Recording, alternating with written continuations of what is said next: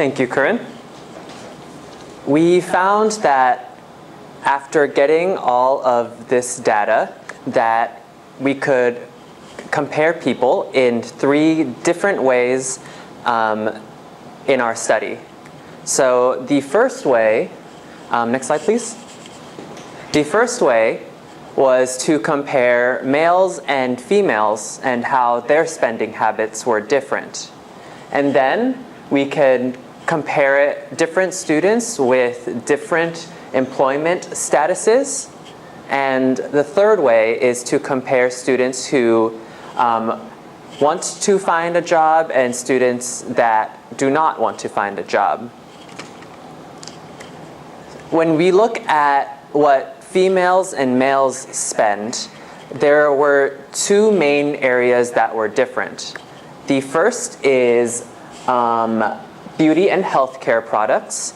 And as you can see here, females spent a much larger percentage on beauty and healthcare products. They spent about 80%, and males spent a little bit less than 20%.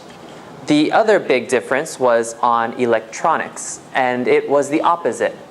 Males spent much more on electronics, about 70%, than females, who spent about 30% on electronics when looking at the total. So we can see that there is a big difference in the spending habits between males and females in some different categories. Employment status, whether someone had a job or not, also made a big difference in some areas of spending. In the essentials, most people, no matter what their employment status was, spent about 30% of their expenses on the essentials, as you can see here. But there were some differences. For example, with clothes, shoes, and accessories, people with a full-time job spent about 8% of their salary on those things, versus about 1/4 of people, or 1/4 of the salaries for people that had a part-time job or were unemployed. For beauty and healthcare products, full-time employed people spent more. They spent about 33% of their salary, while unemployed and part-time people spent about 10% of their salary. Next slide. Employment status also affected what people said about spending within their budgets.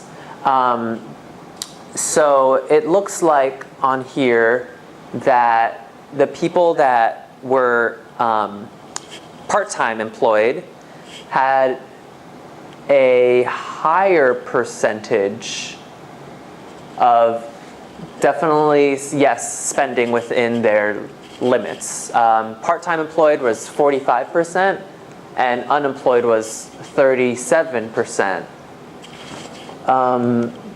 But 37 is bigger. Yeah, I think it's the 50 and 60, right?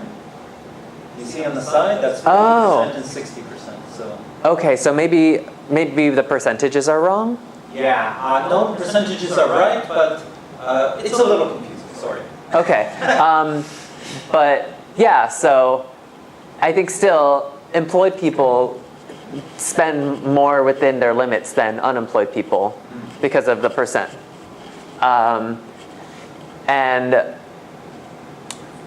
yeah, so that's this one. You can look at it for a few seconds. It's really interesting to see the differences that they have. Okay, next slide, please. And the last thing is that spending habits change based on people's intention to find a job. So do they want to find a job or not? Actually, no, they don't change. They're all about the same.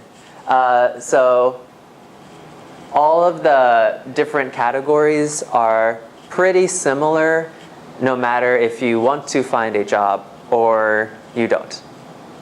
All right, Jay, would you like to come on back up for the conclusion?